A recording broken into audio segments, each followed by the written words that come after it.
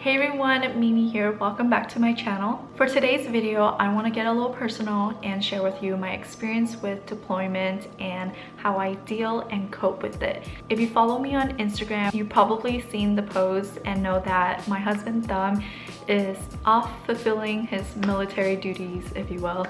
And it's my hope that by sharing my experience and tips on how to cope with deployment, that it can not only help you but also make you feel like you're not alone, because you are not alone. If you ever feel like you need someone to talk to, please feel free to email me or reach me at any of my social medias. I'll leave them all down below in the description box. So if you'd like to know more about my experience and my take on deployment, then please keep on watching. So the first thing you should know about is this thing called OPSEC. It's spelled O-P-S-E-C, and it stands for Operational Security. Essentially, it's a set of rules that you have to follow in order to keep you, your significant other, and all the other men and women who are on deployment safe. That's the most important thing, is safety. One of the rules is that you should not disclose the exact date, the exact time, and place that your significant other is deploying to. I know nowadays we want to share everything on social media, Snapchat, Instagram, just having everything open to the public. You just never know who's reading or coming across that information, and you also don't know what they're going to do with that information. Just to be safe, I would just not post anything at all and just wait a little while and make sure your significant other makes it to their location safe and sound and they're all settled in, and then share the information if you wish. But even then, just be mindful of what you say and who you say it to. So the second thing is Facetiming. Thank God for technologies, right? You're probably going to deal with a significant time difference. So you have to adjust. It might be morning for you and nighttime for them. When you're FaceTiming and one of you is exhausted,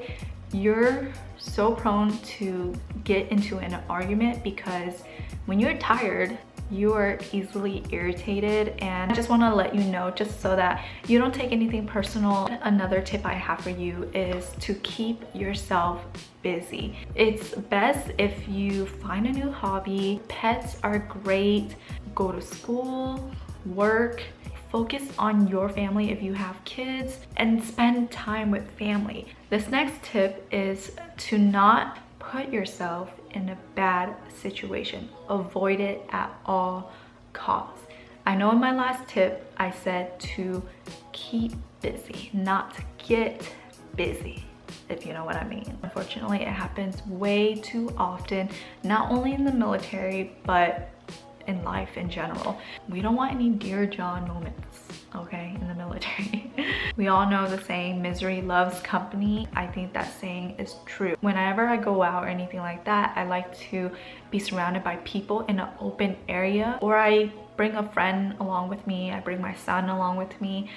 Again, I would never ever put myself in a situation where it's just me and another person alone in a room or something like that. Even if nothing happens, you are a faithful person and would never do anything like that, I would just avoid it in the first place, because it would just be my words versus your words kind of situation. So with that said, the next tip I have is to journal. Again, you're gonna feel very lonely. At times you're gonna feel isolated and depressed, and journaling helps a lot. And the thing is, I always feel sad and lonely for a split moment. I find that journaling helps a lot, because once I jot down just how I'm feeling, I instantly feel better. I don't bottle in my emotions. Sometimes I just want that instant gratification, and by journaling, I get that. So the next advice I have is to try to make the situation a positive situation. I know there are a lot of things that are out of our control, but one thing that is still in our control is just how we view things. Try your best. I know it's gonna be hard. For instance, some days I find that I'm just very overwhelmed. with school, with taking care of Miles, and just cleaning up, cooking, everything. The list of things to do just keeps on adding on and on and on. On top of that, I am still trying to potty train Miles. Instead of saying, oh, I have to clean this, I have to do this, I have to do that, change it to, I get to do this, I get to do that.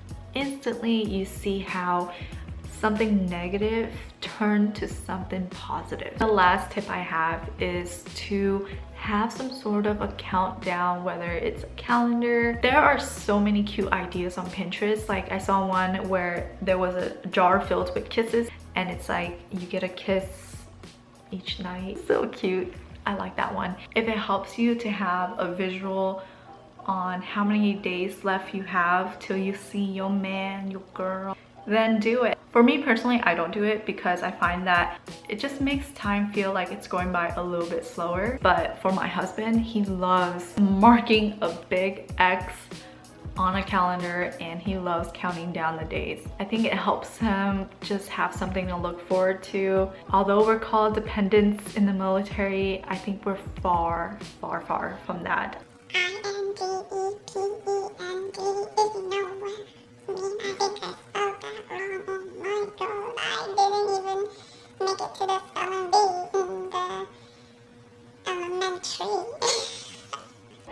I think that's my cue of ending this video. If you made it this far, thank you so much for watching my video. And if you're coming to my channel from Steph Willis's channel, thank you so much for subscribing. I seriously can't thank Steph Willis enough. I think I'm just always going to thank her. To all the men and women in the military, thank you so much for your service, and I'll see you guys in the next video. Bye.